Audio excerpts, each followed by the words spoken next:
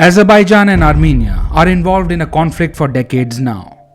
The Russia-Ukraine conflict has grabbed all the attention. That's why you would hear less about the Armenian clash. What is the fight all about? Have a look at this region. It is called Nagorno-Karabakh. It is a landlocked region located within Azerbaijan's territory but is controlled by ethnic Armenians. Hence it is an ethnic and territorial conflict. Armenia is a Christian majority country. Except on its northern side, Armenia is surrounded by Islamic neighbors, Turkey, Azerbaijan and Iran.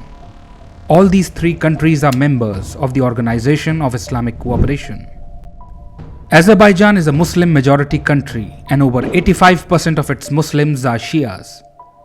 Turkey is also a Muslim majority country and about 90% of its Muslims are Sunnis.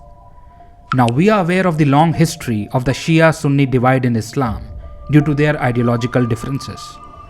Despite Azerbaijan having a Shia majority and Turkey having a Sunni majority, Turkey still supports Azerbaijan's position on the Nagorno-Karabakh conflict. Why? Because of its interests. The foreign policy of Turkey is a manifestation of its ambition to establish a pan-Turkic empire. It is evident in its support of the Muslim Brotherhood, persecution of Kurds, Syrian invasion, and involvement in the Libyan civil war. The expansionist policy of Turkey is guided by the agenda of pan-Turkish doctrine. Turkey shares borders with countries that were a part of the erstwhile Soviet Union. It wants to reinstate the Ottoman Empire and absorb the Turkic nations of Central Asia. Also, Turkey is a member of NATO. These give rise to geopolitical tensions between Russia and Turkey, as both of them compete for influence in the region. They also back opposite sides in several theaters like Syria and Libya. The Armenia-Azerbaijan conflict is one such theater. Russia backs Armenia and Turkey backs Azerbaijan.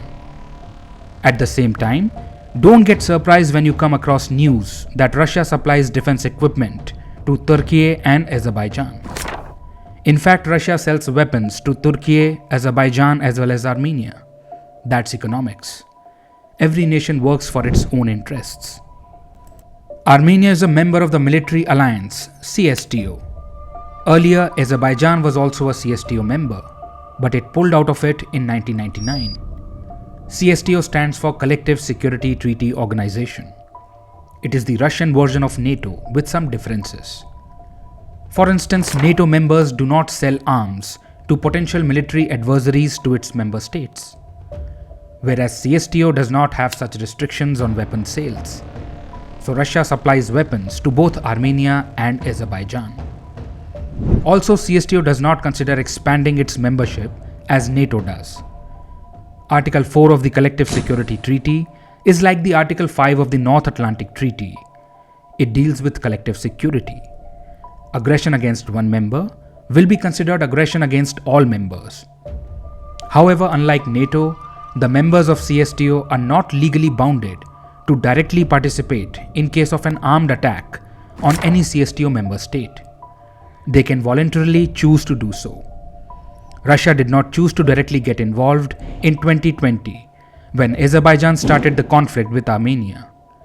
However, Russia brokered a ceasefire between them, ending the war.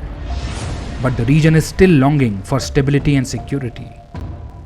In a new development, India is exporting indigenously developed Pinaka MBRLs to Armenia. MBRL stands for Multi-Barrel Rocket Launchers. With this, Armenia has become the first international customer of the Indian Pinaka system. Pinaka is already in service with the Indian Army. Military assistance from India will help Armenia defend its sovereignty. A Pinaka battery is capable of firing 12 rockets in 44 seconds. It is sufficient to neutralize about 1 square kilometer region. Why is India coming in support of Armenia?